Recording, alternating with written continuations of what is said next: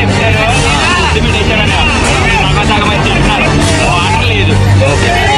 ఒకడు ఉంటాడు ముందుకో వాటర్ తాగి కూడా ఉంటాడు, తినేసాక తాగి కూడా ఉంటాడు, తింటా తాగి కూడా ఉంటాడు. మరి వాటర్ అలా గొంతులు అండిపోతుంది, మధ్యలో ఉండిపోతుంది. ఆడ కింద పోతా లేదు కూడా తినేసాడు.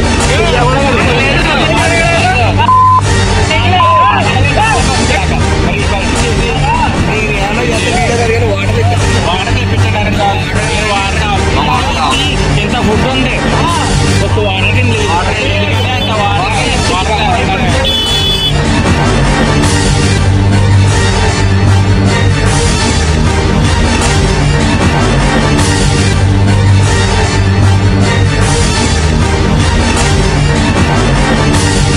వచ్చే ఛాన్సెస్ ఉంటాయి.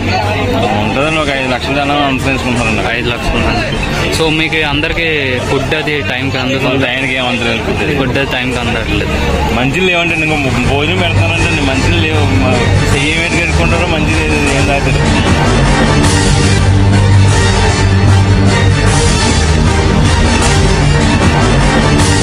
ఓకే, ఏ టైంకి వచ్చారు సార్? ఇందాక 6 ఆ టైంకి వచ్చాండి. పొద్దున్న 6 గంటలకు బళ్ళు పెడితే 11 గంటలకు 8 గంటలకు వదిలేరండి.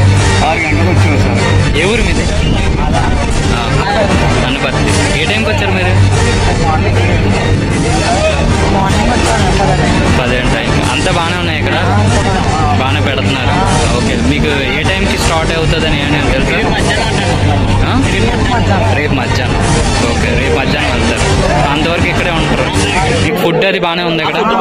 Okay okay. ఆంధ్రప్రదేశ్ రాష్ట్రం చరిత్రలో నూతనమైన అధ్యాయానికి శ్రీకారం చుట్టబోతున్నాం. అదే ఇంటర్నేషనల్ యోగా డే. ఇది ఈ సంవత్సరం జూన్ 21 విశాఖపట్నం. ఒక పక్క ఆర్కే బీచ్ నుంచి భోగాపురం వరకు. ఇండియాలోనే ఇలాంటి ప్లేస్ ఎక్కడా ఉండదు. అలాంటి నగరంలో అంతర్జాతీయ యోగా దినోత్సవం జరుపుకోవడం మనందరికి కూడా ఒక అదృష్టం. యోగాంధ్ర భవిష్యత్తులో యోగా అనేది అందరి జీవితాల్లో భాగం కావాలి, వే ఆఫ్ లైఫ్ కావాలి. Yoga for 1 earth 1 health. బాగా చూసుకుంటారు. టైం టు టైం అన్ని వస్తున్నాయి, వాటర్ వస్తుంది, అన్ని వస్తున్నాయి.